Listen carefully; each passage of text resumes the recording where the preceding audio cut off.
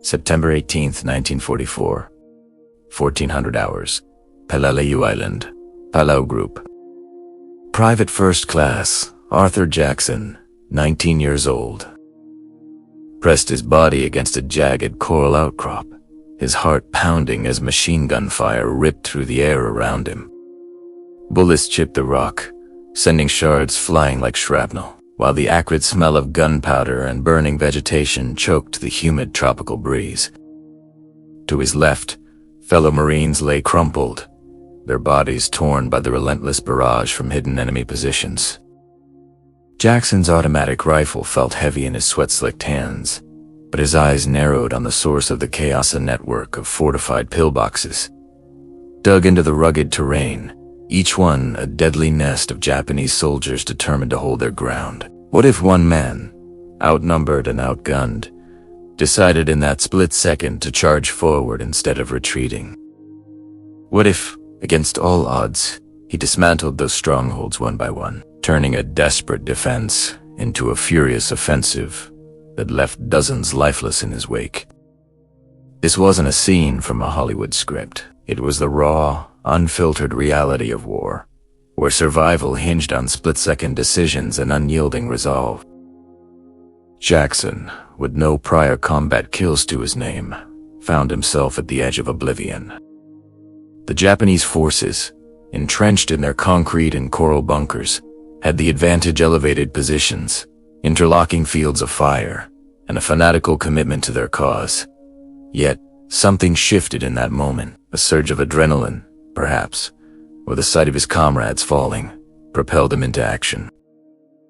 He gripped a white phosphorus grenade, its weight a promise of destruction. The first pillbox loomed ahead, its slit-like opening, spitting death. Jackson hurled the grenade with precision, the explosion blooming into a white-hot inferno that silenced the guns inside. Smoke billowed, screams echoed faintly over the din of battle, but he didn't pause. Moving like a shadow through the haze, he stormed the next, his Browning automatic rifle barking in short, controlled bursts.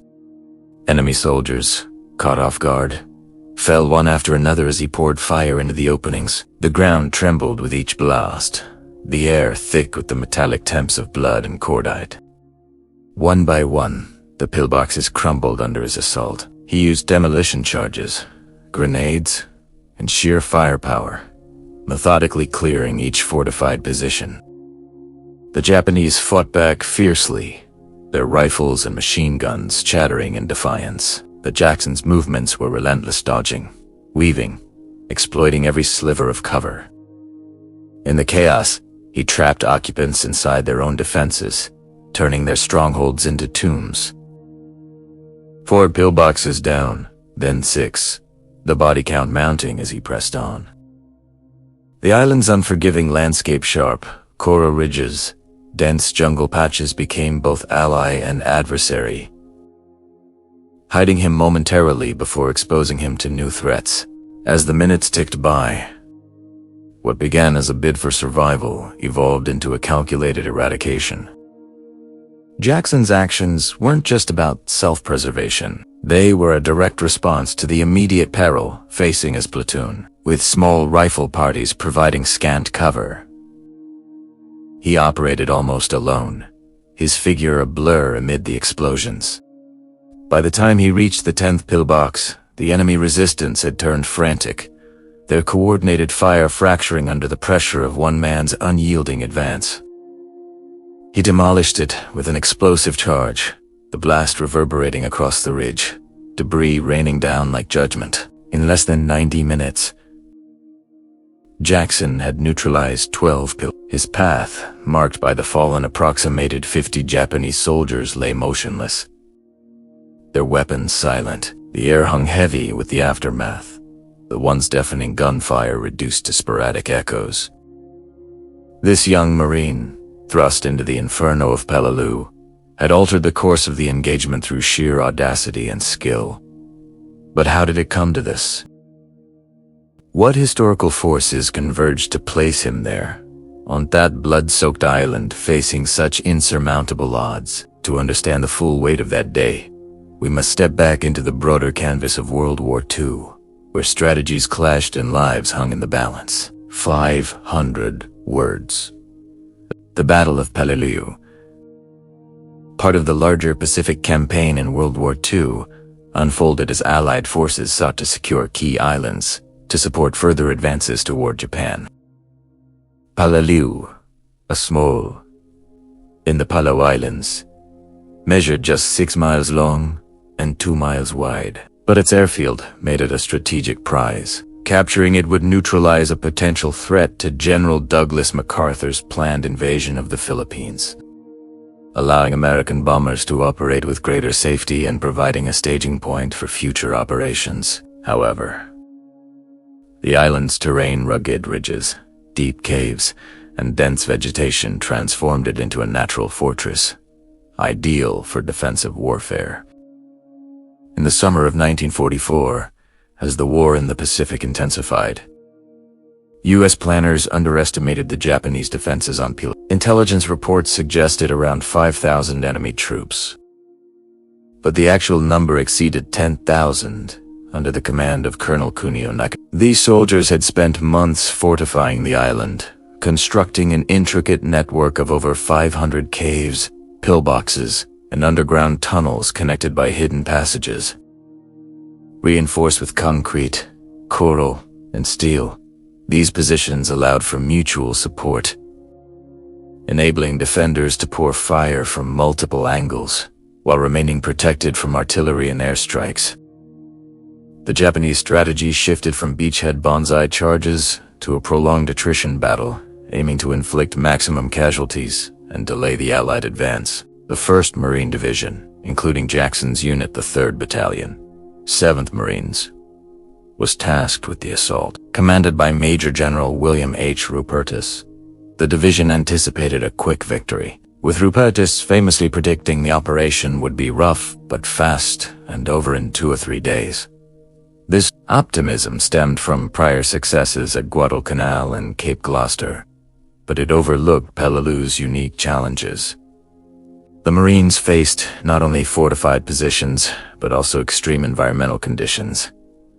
Temperatures soaring above 100 degrees Fahrenheit, high humidity, and a lack of fresh water, leading to heat exhaustion and dehydration among troops. Pre-invasion bombardment began on September 12, 1944, with naval guns and aircraft pounding the island for 3 days. Yet, much of the Japanese infrastructure survived intact, buried deep underground. On D-Day, September 15th, the Marines hit the beaches under heavy fire. White Beach 1 and 2, assigned to the 1st and 5th Marines, saw intense resistance, with amphibious vehicles bogged down in coral reefs and exposed to mortars and artillery. Jackson's 7th Marines landed on Orange Beach 3, encountering similar Horse machine guns sweeping the sands, snipers picking off exposed men, and hidden artillery zeroing in on landing craft.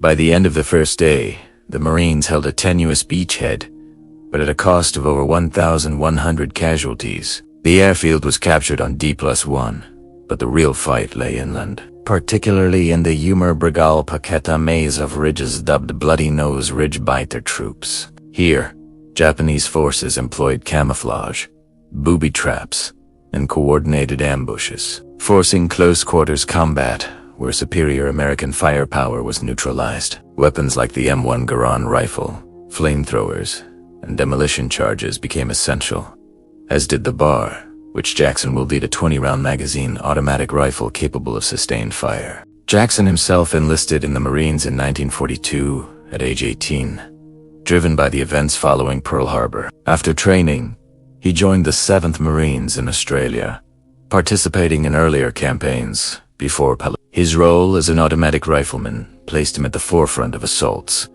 providing suppressive fire for advancing squads. The broader historical context traces back to Japan's expansion in the 1930s, the attack on Pearl Harbor in 1941, and the ensuing island-hopping strategy by the U.S. to reclaim Pacific territories. By 1944, victories at Tarawa and Saipan had momentum on the Allied side, but each step came with escalating human costs. As the battle progressed to D+3, September 18th, The 7th Marines pushed into the southern sector, aiming to clear a peninsula riddled with these structures, often DS by 20 feet with thick walls, housed machine guns, rifles, and sometimes anti-tank weapons. Japanese soldiers, equipped with Type 99 rifles and Nambu machine guns, fought with discipline, rarely.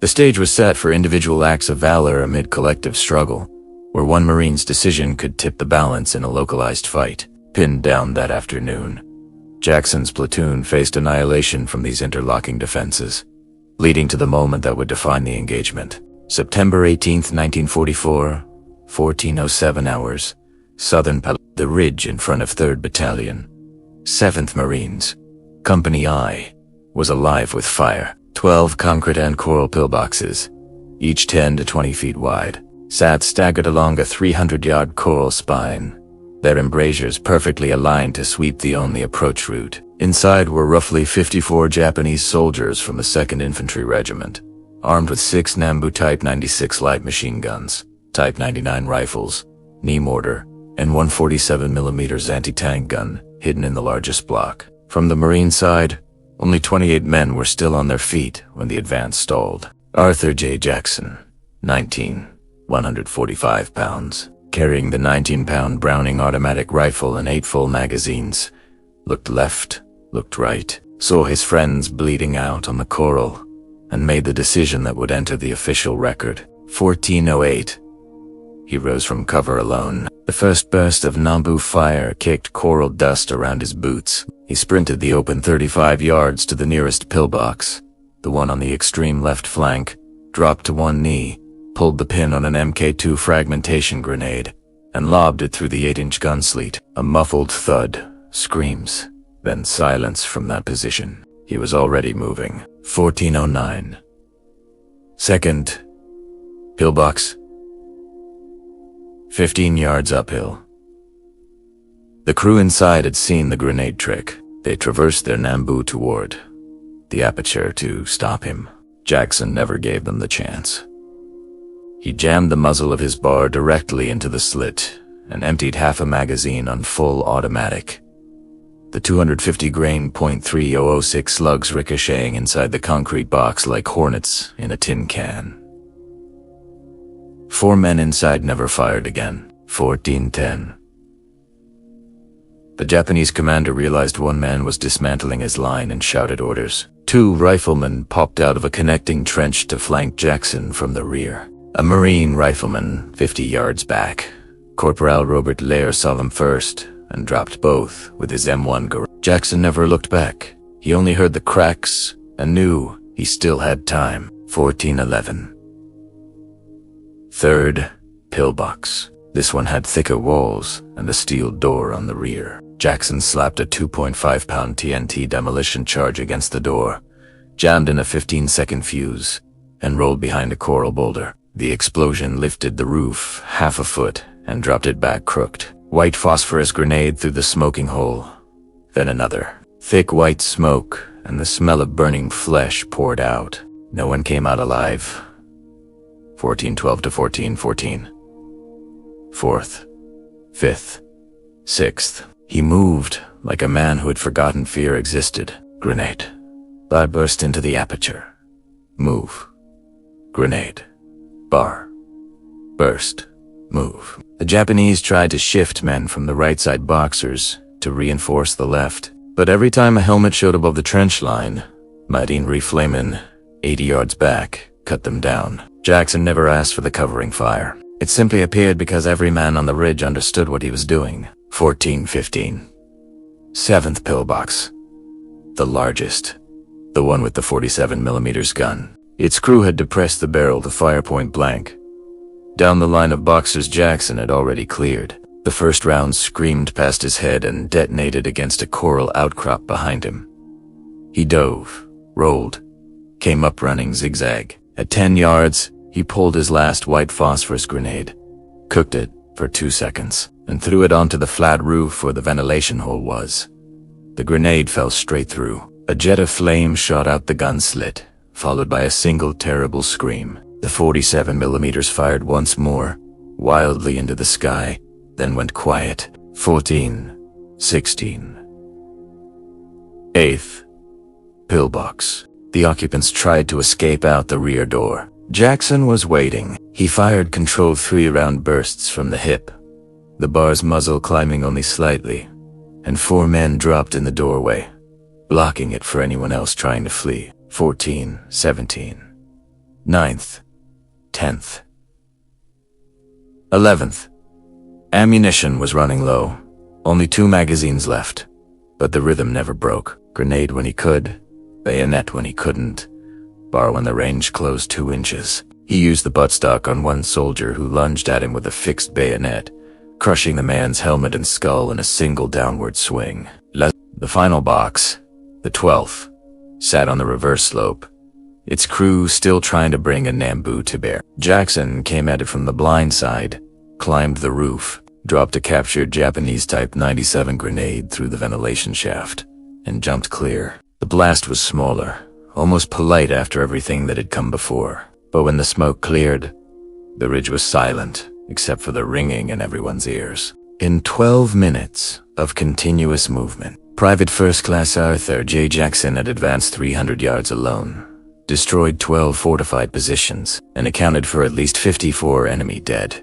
Some bodies torn apart by explosives, others crumpled behind their guns with multiple .3006 wounds. His bar was empty, barrel glowing dull red. His hands were burned from hot brass and coral lacerations. He sat down on the roof of the last pillbox, lit a cigarette with shaking fingers, and only then looked back at the path he had carved through the ridge.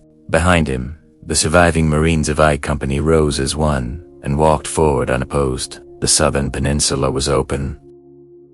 The platoon leader, Lieutenant James Dunn, reached Jackson first. He stared at the smoking line of pillboxes, at the bodies strewn like broken dolls, and could find nothing to say except, "Jackson." "How?" Arthur exhaled smoke, flicked the cigarette away, and answered in the flat voice of a man still half-deaf from explosions. "They were in the way, sir." Corpsmen moved forward to treat the wounded Marines, stepping carefully around Japanese dead stacked 2 and 3 deep at some apertures. One corpsman counted 54 bodies in and around the 12 positions. Later intelligence confirmed every single defender assigned to that sector had been killed. Not one had escaped. Not one had surrendered. By 15 o'clock, engineers were already wiring the shattered pillboxes with heavier charges to collapse them permanently. The ridge that had stalled the entire battalion for hours was now a clear corridor. Company pushed another 800 yards that afternoon without losing another man. Word spread faster than the official reports. By nightfall, every Marine on Peleliu knew the name Jackson. Men from other regiments came to look at the line of ruined boxers and just shook their heads. One sergeant from the 5th Marines was heard saying, "Hell, I wouldn't have sent a whole company against that ground." He did it with a bar and bad intentions.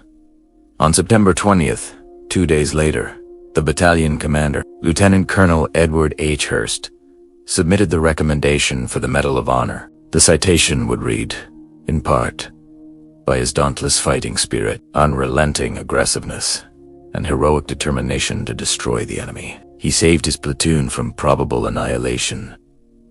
Arthur Jackson himself never bragged. When asked years later how he did it, he gave the same answer every time.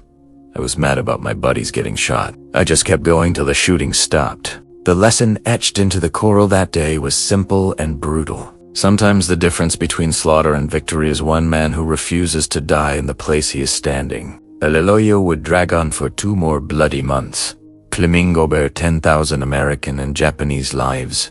But the southern sector, the part guarded by those 54 men in 12 pillboxes, fell in 12 minutes to a 19-year-old kid from Cleveland, Ohio, who decided the price of staying put was higher than the price of charging straight into hell. The Battle of Peleliu lasted another brutal 73 days after that afternoon on the southern ridge. Over 1,700 Marines and soldiers were killed, another 8,000 wounded. On the Japanese side, of the more than 10,000 defenders, only 202 were taken alive as prisoners. The rest died, fighting or by their own hand. The island itself became a name whispered with dread among veterans for decades. Yet in the official after-action reports, and the Medal of Honor citation read into the congressional record, and in the quiet conversations that still happen at reunions. One moment stands apart. 12 minutes, one man, 54 enemies, 12 pillboxes, reduced to smoke and rubble. Arthur J. Jackson received the Medal of Honor on October 5, 1945, from President Harry S. Truman at the White House.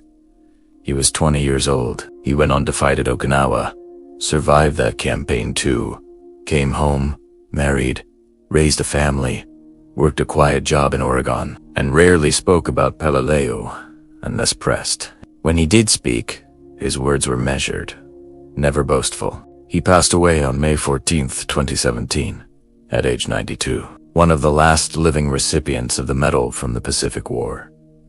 History records what can be counted: dates, numbers, names, on citations. It records the charge, the grenades, the bar bursts, the silence that followed. It records the official tally of 54 Japanese soldiers killed in that sector by one Marine in under 15 minutes of combat. But history does not capture the exact feeling in a 19-year-old's chest when he sees his squad mates fall, does not measure the precise weight of coral dust and cordite smoke, does not explain why one man rises while others freeze. Those things remain private, carried by the men who were there, and slowly fading as time takes them one by one. Peleliu was not a battle that decided the war.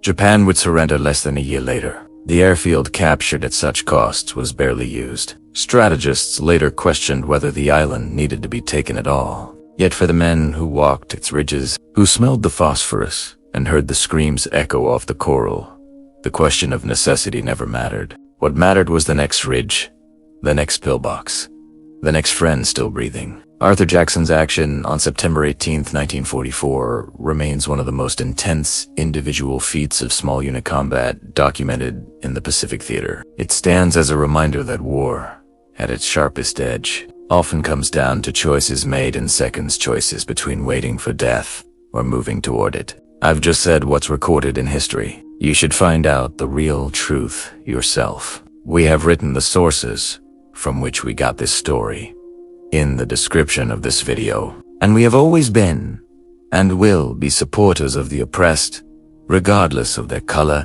race, or country. This world and its creator are also with the oppressed. If this story moved you, drop a like, leave a comment with your thoughts on the forgotten corners of World War II, and subscribe for more true accounts of battles and bravery. That time, almost erased. See you in the next WW2 story.